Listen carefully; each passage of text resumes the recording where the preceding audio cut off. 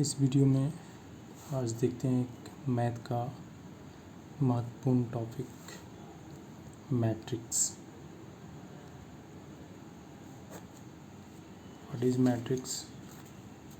Matrix is an ordered rectangular array of numbers और functions. Matrix एक rectangular arrangement होता है। रेक्टेंगल में एक सजावट किया हुआ रहता है नंबर्स का, या नंबर्स की जगह पे फंक्शन भी हो सकता है। नंबर्स में हो गया 1 2 3 4 5 6 आगे तक। अब फंक्शन में मिलेगा ABCD या XYZ कुछ भी। इन सब नंबर्स को या फंक्शंस को मैट्रिक्स का एलिमेंट कहा जाता है या एंट्री। जो नंबर या फंक्शन से मिलकर मैट्रिक्स बनता है वो सब नंबर या फंक्शन को एलिमेंट्स और एंट्रीज कहा जाता है। द नंबर्स और functions are called the elements और the entries of the matrix. आप इन नंबर्स को एलिमेंट्स भी कह सकते हो या एंट्रीज भी कह सकते हो। A matrix is denoted by capital letters. Matrix को आप कैपिटल लेटर से डिनोट करोगे, A से, B से, C से etc। मैट्रिक्स का एक एग्जांपल लेते हैं। जैसे एक कोई मैट्रिक्स है, वो इस तरह से अरेंजमेंट लेते हैं 3 2 5 7 8 6 4 2 7 से ब्रैकेट के अंदर में क्लोज कर दो। This is the rectangular arrangement of number. इसे आप मैट्रिक्स बोलोगे। ये कौन सा मैट्रिक्स है? ए इसका नेमिंग कर दिए। आपकी इच्छा पर है, आप इसे बी भी मान सकते हैं, सी भी, कुछ भी। बोला है कि मैट्रिक्स को कैपिटल लेटर से डिनोट किया जाता है, तो मैंने ए बोल दिया है कि कैपिटल लेटर से। और ये जो आप अरेंजमेंट देख रहे हैं इसे ही मैट्रिक्स बोला जाएगा। ये जो अरेंजमेंट है सर्कल के अंदर में पूरा जो है ब्रैकेट के अंदर ऐसे घेरा हुआ नंबर्स का, या इसके जगह पे ABCD XYZ कुछ भी हो सकता है, क्योंकि डेफिनेशन में यहाँ पे बोला है कि ये अरेंजमेंट नंबर का भी हो सकता है या फंक्शन का भी हो सकता है। ठीक है, आप फंक्शन का देखिए कैसे ले सकते हैं। एक दूसरा मैट्रिक्स ABCDEFGHI से घेर दीजिए।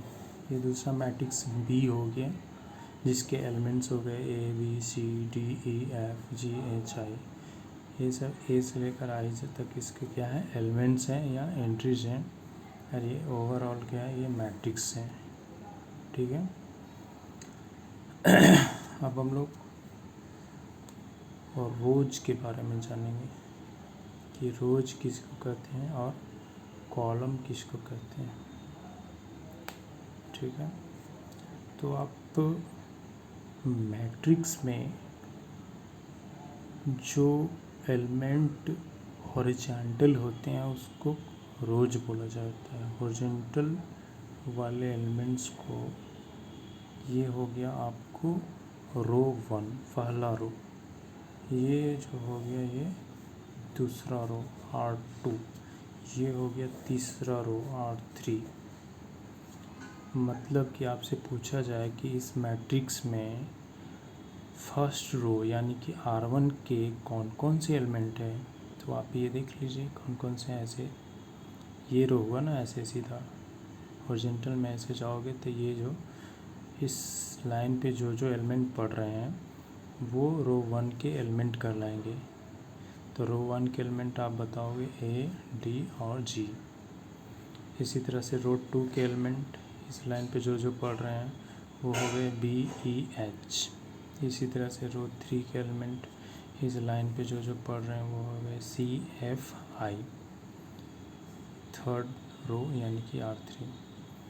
आप कॉलम कैसे ढूंढोगे? तो वर्टिकल लाइन पे जो एलिमेंट्स पढ़ेंगे like this and like this, इस वर्टिकल लाइन पे जो जो एलिमेंट पढ़ेंगे वो हो गया column. This is the first column C1, this is the second column C2 and this is the third column C3। आपसे पूछा जाए कि फर्स्ट कॉलम यानी C1 में कौन कौन से एलिमेंट हैं, तो वो हो जाएगा A, B और C। Vertical, this is the vertical line, vertical line and this is the horizontal line. Horizontal line is row and vertical lines are called column. आपसे पूछा जाए कि दूसरे कॉलम में, सेकेंड कॉलम C2 में कौन कौन से एलिमेंट पढ़ रहे हैं, D, E और F। थर्ड कॉलम में कौन कौन एलिमेंट्स हैं, G, H, I। आपसे पूछा जाए कि मैट्रिक्स बी में टोटल कितने एलिमेंट्स हैं, तो टोटल 9 एलिमेंट्स हैं, A, B, C, D, E, F, G, H, I। ये टोटल का टोटल मैट्रिक्स के, बी मैट्रिक्स के एलिमेंट कहलाएंगे। और फिर अलग अलग रो है और अलग अलग ग्रुप है। अब नंबर ऑफ रोज और कॉलम के हिसाब से मैट्रिक्स के ऑर्डर होते हैं, ठीक है, मैट्रिक्स के ऑर्डर होते हैं। ऑर्डर से पहले एलिमेंट के बारे में और हम लोग समझ लेते हैं। एलिमेंट के बारे में, एलिमेंट जो है मैट्रिक्स के एलिमेंट, जैसे ये एलिमेंट है ए है, इस ए मैट्रिक्स में ये सब एलिमेंट है 3, 2, 5।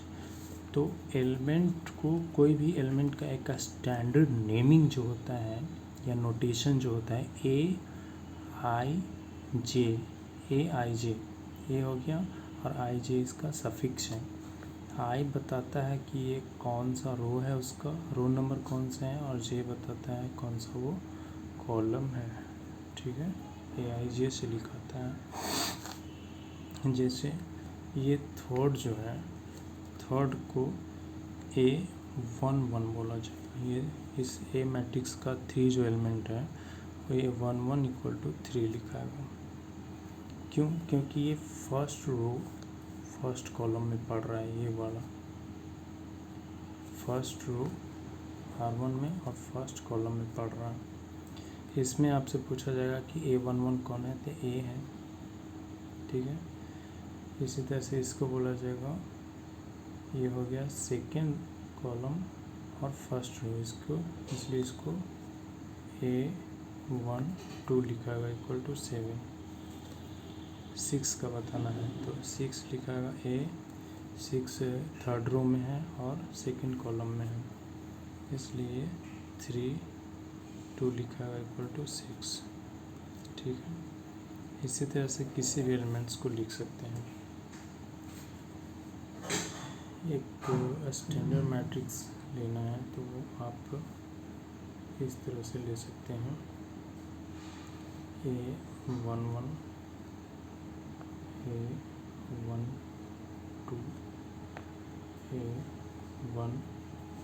A13, A21, A22, A23, A31, A32, A33। This is the general. एक 3x3 साइज का एक मैट्रिक्स लेना है तो आप हमेशा ये इस तरह से लोगे, ठीक है। ये कोई मैट्रिक्स मान लो C है तो इसके एलिमेंट्स को इस तरह से एक स्टैंडर्ड फॉर्म में हो गया। A11 कहता है कि ये first column first row first column, A12 first row second column, A13 first row third column, A21 second row first column, second row second column, second row third column, third row first column, third row second column, third row third column. इस तरह से इसका total 9 elements complete हो गया। तो अब हम लोग समझते हैं ऑर्डर ऑफ मैट्रिक्स। मैट्रिक्स के ऑर्डर को कैसे डिफाइन करते हैं। तो मैट्रिक्स के ऑर्डर को हमेशा m×n से जाना जाता है। किसी भी मैट्रिक्स के ऑर्डर को m/n से लिखा जाएगा, m/n से लिखा जाएगा। m क्या बताता है, रो टोटल कितना है और आर क्या बताता है इसमें कॉलम टोटल कितना है। जैसे आपसे पूछा जाए कि सी जो ये मैट्रिक्स है उसका ऑर्डर क्या है, इसमें टोटल 3 कॉलम है, सॉरी 3 रोज हैं और 3 ही कॉलम भी हैं। 1 2 3 रो कितनी गिनी है, 1 2 3 रो, इसलिए इसको ऑर्डर 3 इंटू 3 कर लेगा। ये जो मैट्रिक्स है ये 3 इंटू 3 ऑर्डर का है, ये भी 3 इंटू 3 ऑर्डर का है। और ऑर्डर देखते हैं, और ऑर्डर भी देख सकते हैं। आपसे पूछा जाए कि मैट्रिक्स ए, एक एग्जांपल लेते हैं 2 1 3 2, किस ऑर्डर का है। तो ये 1 2 दो कॉलम हुआ,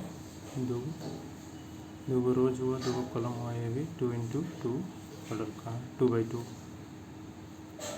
मैट्रिक्स अगर ऐसे हो 2 3 4 2 3 7, ये किस ऑर्डर का है। तो 1 2 रो हुआ, कॉलम गिनिए 1 2 3 कॉलम, तो ये 2 इंटू 3 ऑर्डर का है। डी मैट्रिक्स बोला जाएगा कि 2 इंटू 3 ऑर्डर का है। ठीक है, शुरू में कॉलम हो, ये शुरू में रो बताता है, टोटल रो 2 हो, और फिर कॉलम लिखता है, हमेशा आर पहले तब कॉलम। ठीक है तो इस तरह से हम लोग ऑर्डर समझ गए। और देखते हैं ऑर्डर 2 3 4 7 6, ये कौन सा ऑर्डर का है। इसमें कॉलम भी नहीं, 1 कॉलम 2 कॉलम 3 कॉलम, सॉरी 1 रो 2 रो 3 रो, 3 दिन कॉलम भी नहीं, 1 कॉलम 2 कॉलम, 3 इंटू 2 ऑर्डर का है। ये ऑर्डर हो गया इस मैट्रिक्स का। ठीक है, तो ऑर्डर को यहाँ देख लीजिए, कहता है कि the horizontal lines of elements are said to constitute rows. Horizontal line वाले एलिमेंट सब मिलकर बनाते हैं रो, और वर्टिकल लाइन्स वाले सब एलिमेंट्स मिलकर कॉलम बनाते हैं। ए मैट्रिक्स हैविंग m रोज, मैट्रिक्स में m टोटल m रो हो और n कॉलम हो, is called a matrix of order m into n। इसको m बाई n बोला जाएगा कि किस ऑर्डर का है, m बाई n ऑर्डर का है। m कहीं 1 रहेगा, 2 रहेगा, 3 रहेगा, 4 रहेगा, n भी कहीं 1 2 3, तो उसी के हिसाब से मैट्रिक्स का ऑर्डर बोला जाएगा। 1 by 2, 1 by 1, 2 by 2, 1 by 3, 3 by 1, 3 by 3, इस तरह के ऑर्डर आपको मिलेंगे। नोटेशन आपको ये बता ही दिए कि मैट्रिक्स के एलिमेंट को इस तरह से लिखा जाएगा। ठीक है, मैट्रिक्स को आपने सीखा। एक और बात सीखना है, मैट्रिक्स को आप ए लिख सकते हो, कैपिटल लेटर से ABCD कुछ भी, और मैट्रिक्स को आप एक दूसरा तरीका से AIJ को अगर ऐसे ब्रैकेट में घेर दिया और इसका ऑर्डर बता दिया तो ऐसे भी लिख सकते हैं। मैट्रिक्स का नोटेशन ऐसे भी, AIJ केवल है बिना घेरा हुआ, तो वो एलिमेंट ये जो है ये एलिमेंट बताता है, लेकिन ये जो है घेरा हुआ ये मैट्रिक्स बताता है। ठीक है, दोनों में अंतर है, ये घेरा हुआ है ना। ठीक है, अब एग्जाम्पल देखते हैं, जैसे एक क्वेश्चन देखते हैं। एग्जाम्पल एक बनाकर हम लोग समझते हैं कि if a matrix has 8 elements, एक मैट्रिक्स है जिसमें 8 एलिमेंट्स हैं, 8 को, what are the possible order of it can है, तो इसके कितने पॉसिबल ऑर्डर हो सकते हैं। ठीक है, तो 8 एलिमेंट्स हैं, अब कैसे कैसे बना सकते हैं। 8 एलिमेंट्स हैं तो आप 8 को ऐसे लाइन से रख सकते हो, मैट्रिक्स बना सकते हो, यानी कि 8 इंटू 1 ऑर्डर का एक बना दो, उसको उलट दो, 1 इंटू 8 का बनाओ। आपकी इच्छा है तो 2 रो रखो, 4 को कॉलम रखो, 4 को रो रखो, 2 कॉलम रखो। ठीक है, 3 से तो इसमें डिवाइड लगेगा नहीं, 4 वाला हो गया, 5 6, तो यही 4 को पॉसिबल ऑर्डर होता है। टोटल 4 4 तरीके से, 4 वेज, 4 तरीके से, 4 पॉसिबल तरीका है जिससे हम लोग 8 एलिमेंट्स वाले रोज को हम लोग रिप्रेजेंट कर सकते हैं। ठीक है, फिर है कंस्ट्रक्ट ए 3x2 मैट्रिक्स। 3x2 मैट्रिक्स एक बनाना whose elements are given by Aij 1/2 I - 3j। इसको समझते हैं। कह रहा है कि एक 3x2 ऑर्डर का बनाना है। इस ऑर्डर का ऑर्डर बोल रहा है कि आपको रखना है 3x2 रखना है। इसके एलिमेंट कैसे हैं? Aij जो है वो 1/2 mod I - 2j। ठीक है, तो 3x2 एलिमेंट्स का एक मैट्रिक्स जनरल बना लो। 3 कहता है कि 3 गो रो होना चाहिए, 2 गो कॉलम होना चाहिए। 3 गो रो रखिए, 1 2 3 गो कॉलम 2 गो, तो A1 1 है ना, A1 2 A1 3, A1 2 A2 2 A3 2। ये हो गया ना 3x2 का मैट्रिक्स, 3 रोज और 2 कॉलम। तो यहाँ से अब इसका वैल्यू निकाल दीजिए। A1 1 का, A1 2 का, A1 3 का, A1 2 का, 2 कैसे हो गया? ये 2 बना हुआ और ये 3 बना हुआ, 2 2 2 1 2 3 1 2 3 0 1 2 3। ठीक है, तो ये सबका वैल्यू निकालिए। तो कैसे निकालेंगे? 1 1 निकालना है, तो 1 1 निकालने के लिए I की जगह पे 1 1 1 करने का मतलब I1 हुआ, J1 हुआ। यहाँ I1 J1 रखिए, क्या आएगा? 1/2 1 - 2 × 1 1/2 1 - 2। ये मोड है ना, मोड कहते हैं इसको, मोड। तो 1/2 × 1 1/2 हो गया। फिर इसी तरह से 1/2 निकालो, 1/2 और 1 - 2 निकालना है। तो I की जगह पे 1 और J की जगह पे क्या रखेंगे?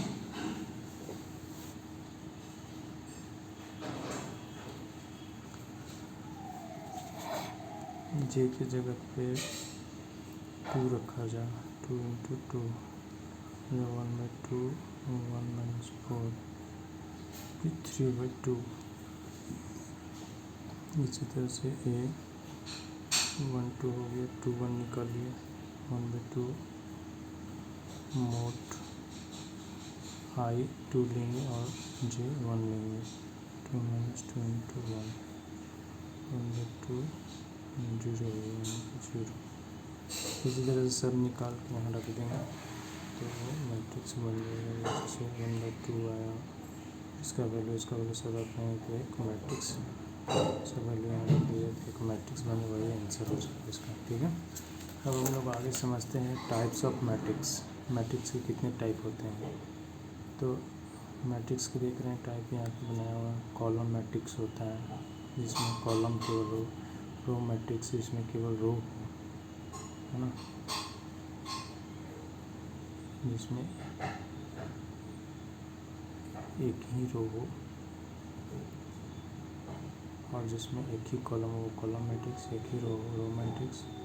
जीरो मैट्रिक्स और नल मैट्रिक्स जिसका ऑल एलिमेंट्स जीरो हो, जिसके सभी एलिमेंट जीरो हों, केवल जीरो हो एलिमेंट में, उसको जीरो मैट्रिक्स या नल मैट्रिक्स कहेंगे। स्क्वायर मैट्रिक्स जिसका साइज जो है सेम हो, m बराबर n हो, है ना। 3/3 2/2 ऑर्डर का मैट्रिक्स, 1/1 ऑर्डर का, 4/4 ऑर्डर का, ये सब मैट्रिक्स स्क्वायर मैट्रिक्स कहलाएगा। स्क्वायर मैट्रिक्स का स्पेशल टाइप डायगोनल मैट्रिक्स होता है, इसका स्पेशल टाइप स्केलर मैट्रिक्स होता है, इसका यहाँ का स्पेशल टाइप आइडेंटिटी मैट्रिक्स होता है। ठीक है, मतलब ये सब एक दूसरे से रिलेटेड है। ये परदादा है तो ये एक ही जनरेशन वाले हैं, ये परदादा है, ये दादा है, ये पिता है, ये पुत्र है। ठीक है, एक ही जनरेशन के, मतलब सबका गुण मिलता जुलता है। ठीक है, इसको हम लोग एग्जाम्पल से समझते हैं। कॉलम मैट्रिक्स सबसे पहले समझते हैं। This one column matrix. Column matrix कुछ ऐसा रहेगा 2 3 1। This is column matrix. इसमें एक ही, इसमें देखिए कितना कॉलम है, एक ही कॉलम है ना, 3 रो है लेकिन कॉलम एक।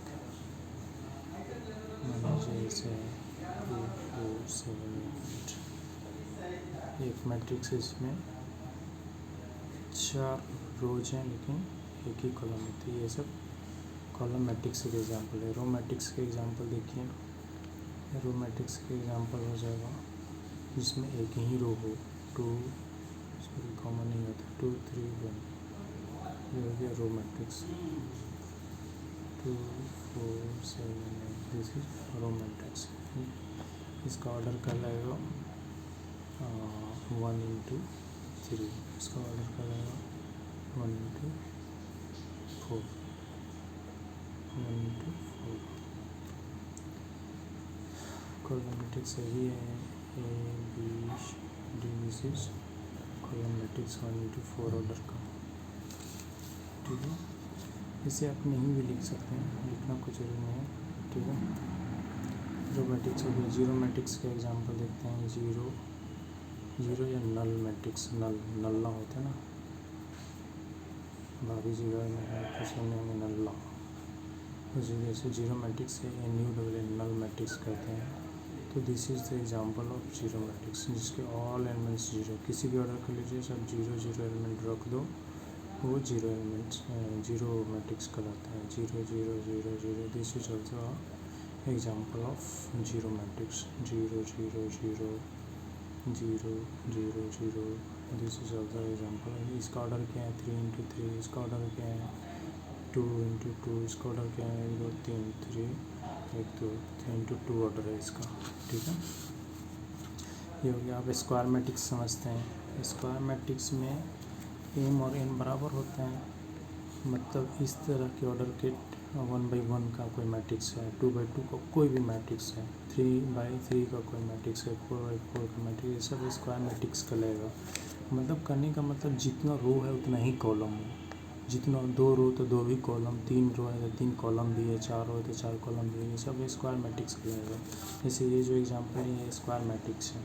ठीक है, ये सब स्क्वायर मैट्रिक्स नहीं है क्योंकि इसमें एक रो है 3 कॉलम है, बराबर नहीं हुआ ना। ये एग्जांपल देता हूँ मैं, देखो 1 2 3 4, ये स्क्वायर मैट्रिक्स है 2 by 2 का। ठीक है, 1 by 1 का देखो ऐसे होता है। 1 by 1 का एग्जांपल मान लो 5 एक मैट्रिक्स ऐसे एक ही एलिमेंट वाला बना दिए तो 1 by 1 का स्क्वायर मैट्रिक्स का लगेगा। फिर 3 by 3 का ये देख रहे हो, 3 by 3 का ये स्क्वायर मैट्रिक्स है ये वाला। 4 by 4 का देखो बड़ा हो जाएगा थोड़ा सा, लेकिन दे एग्जाम्पल 2 3 4 1 2 4 7 8 9 1 2 4 2 0 1 2 3 4 1 2 3 4 जितना ये 4 into 4 का ये स्क्वायर मैट्रिक्स हो गया। ठीक है, अब डायगोनल मैट्रिक्स समझते हैं। डायगोनल मैट्रिक्स क्या होते हैं? तो डायगोनल मैट्रिक्स ऐसा मैट्रिक्स होता है जिसके जो है ना डायगोनल वाले एलिमेंट्स जो है, डायगोनल वाले एलिमेंट्स छोड़ के बाकी सब जीरो होते हैं। ठीक है, 1 2 ले लिया, 2 0 0 4 सॉरी 0 3 0 है ना, 0 0 7। तो यहाँ देख रहे हो ना ये डायगोनल एलिमेंट्स हैं, ये जो है एलिमेंट हैं 2 3 और 7 डायगोनल एलिमेंट कहलाते हैं। क्यों? क्योंकि ये 1 1 है, ये 2 2 है और ये 3 3 है, तो ये डायगोनल एलिमेंट्स हो गए। तो डायगोनल एलिमेंट छोड़ के बाकी सब एलिमेंट जीरो हों उसको कहते हैं डायगोनल मैट्रिक्स। अब स्केलर मैट्रिक्स समझते हैं। स्केलर मैट्रिक्स जिसमें डायगोनल एलिमेंट सेम हो। यहाँ पे डायगोनल एलिमेंट अलग अलग है, इसी को सेम बना दिया जाए तो ये स्केलर मैट्रिक्स कहलाएगा। एग्जाम्पल इसका देख लो। स्केलर मैट्रिक्स का एग्जाम्पल देख लो। इस तरह से डायगोनल वाले एलिमेंट जो है सेम रखो, बाकी सब 0 0 रखो। This is scalar matrix. और दूसरा भी ले सकते हो 2 0 0 2। This is scalar matrix. यहाँ पे 3 भी रखो स्केलर मैट्रिक्स, 5 भी रखो स्केलर मैट्रिक्स, 5 0 0 5। करने का होता है ये सेम होना चाहिए, डायगोनल एलिमेंट ये वाला सब सेम हो जाए तो हो जाता है स्केलर मैट्रिक्स। अब समझते हैं आइडेंटिटी मैट्रिक्स। इसको आई से डिनोट किया जाता है। आइडेंटिटी मैट्रिक्स को, आइडेंटिटी बड़ा महत्वपूर्ण है। आइडेंटिटी मैट्रिक्स को आई से डिनोट किया जाता है वैसा मैट्रिक्स जिसके डायगोनल एलिमेंट्स जो हैं 1 हो। 1 आई का एग्जाम्पल हो जाएगा 1 0 0 1। This is identity matrix. फिर एग्जाम्पल हो जाएगा आपको 1 0 0 0 1 0 0 0 1। This is identity matrix. Diagonal element 1 है, डायगोनल एलिमेंट 1 है। 4 ऑर्डर वाला अगर चाहिए, ये 2/2 का है, ये 3/3 का आइडेंटिटी मैट्रिक्स है। 4/4 का बताता हूँ 1 0 0 0 0 1 0 0 0 0 1 0 0 0 0 1। ये डायगोनल मैट्रिक्स सब 1 है इसलिए इसको, बाकी सब 0 है इसलिए इसको आइडेंटिटी मैट्रिक्स कहेंगे। आई से डिनोट किया जाएगा। ठीक है, क्या समझ गए? अब हम लोग एग्जाम्पल की तरफ बढ़ते हैं। एग्जाम्पल नहीं आ रहा है। Equality of matrix. दो मैट्रिक्स जो हैं इक्वल कब कहे जाएंगे? कब आप कहोगे कि ये दोनों मैट्रिक्स जो हैं इक्वल हैं? इक्वालिटी माने इक्वल।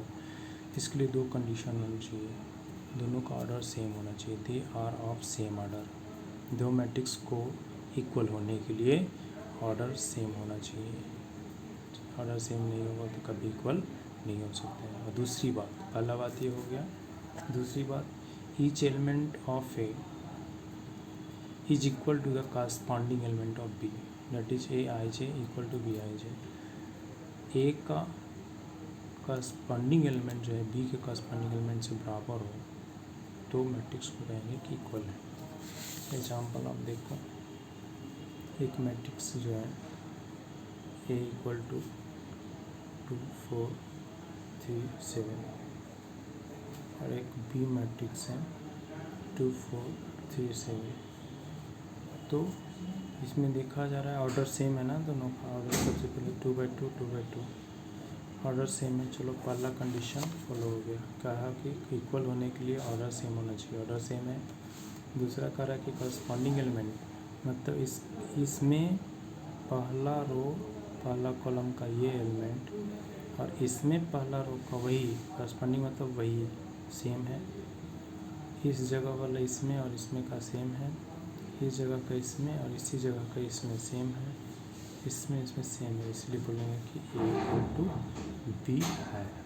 ओके, कोई दिक्कत नहीं है।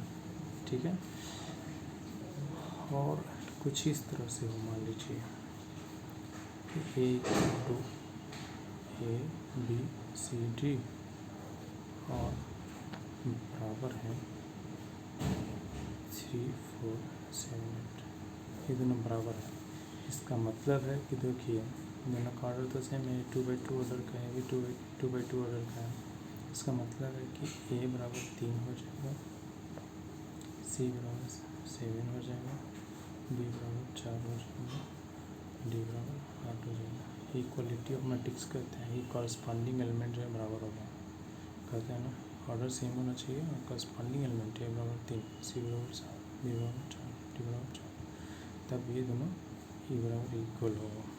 ठीक है, एक एग्जाम्पल देखते हैं। कहता है इफ़ ये मैट्रिक्स ये सब एलिमेंट है, ई बराबर ई है, ये एलिमेंट वाला। फिर आप find the values of a B c x y z find करते हैं।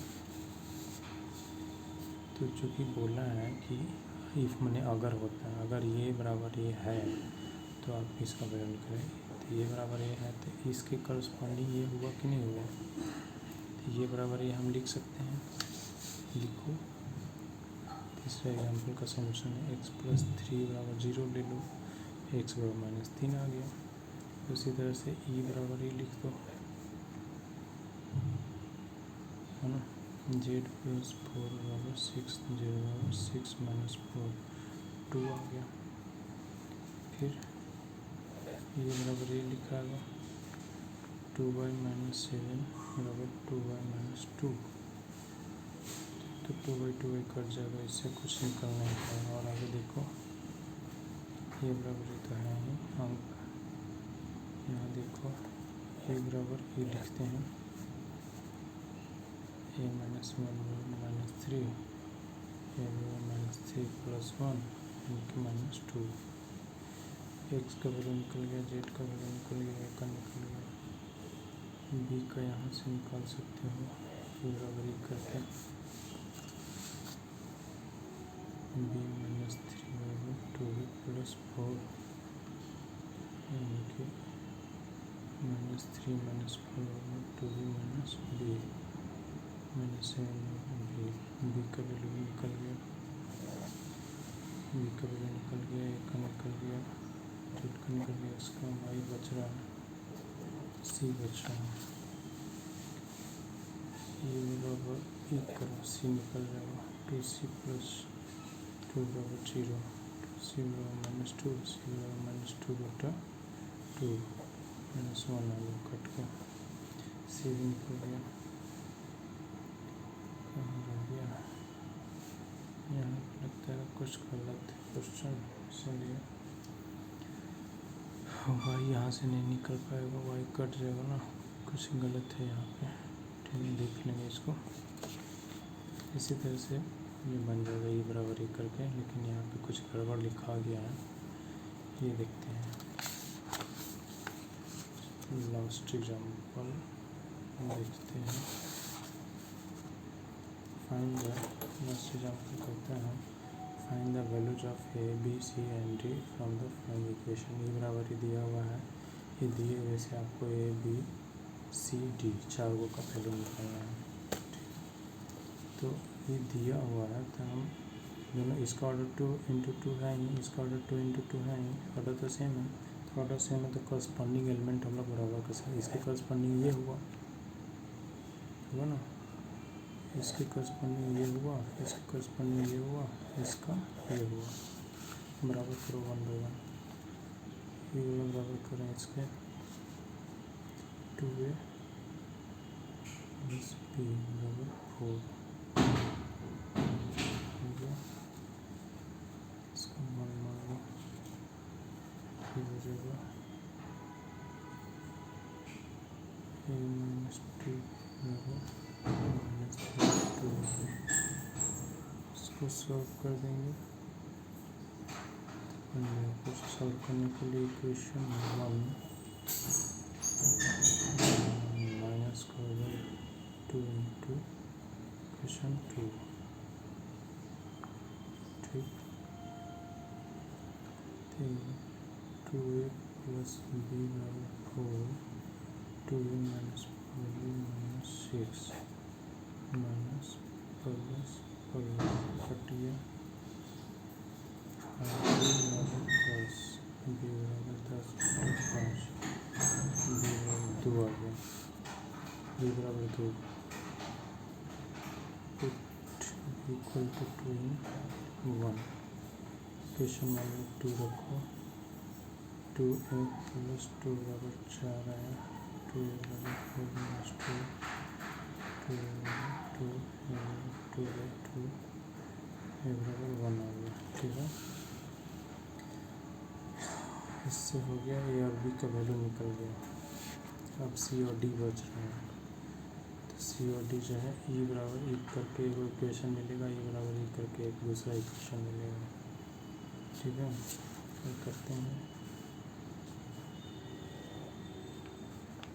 5c माइनस डी बराबर 11, 5c बराबर इक्वेशन 1 मान लीजिए इसको, और 4c प्लस 3d बराबर 24 इसका इक्वेशन 4 मान लीजिए।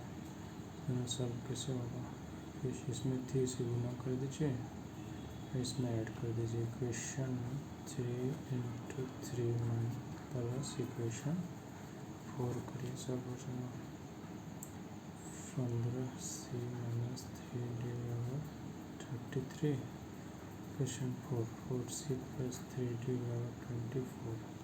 ऐड कर रहे हैं इसलिए साइन चेंज नहीं होगा, ये कट गया, ये हो जाएगा 19c बराबर 34, 57, 3 से कट गया, सी बराबर 3 आ गया। पुट सी बराबर 3 इन इक्वेशन 3 में देख रहे हैं यहाँ पे सी की जगह पे 3 रखे, तो 5 गुने 3 माइनस डी बराबर 11, 15 माइनस डी बराबर 11, 15 माइनस 11 बराबर डी, और 4 बराबर डी, डी का वैल्यू 4 आएगा। इस तरह से ए बराबर 1 आया, बी बराबर 2 आया, सी बराबर 3 आया, डी बराबर 4 आया। ये ABCD का आंसर होता है। ठीक है, यही सब है, मिलते हैं नेक्स्ट वीडियो में, धन्यवाद।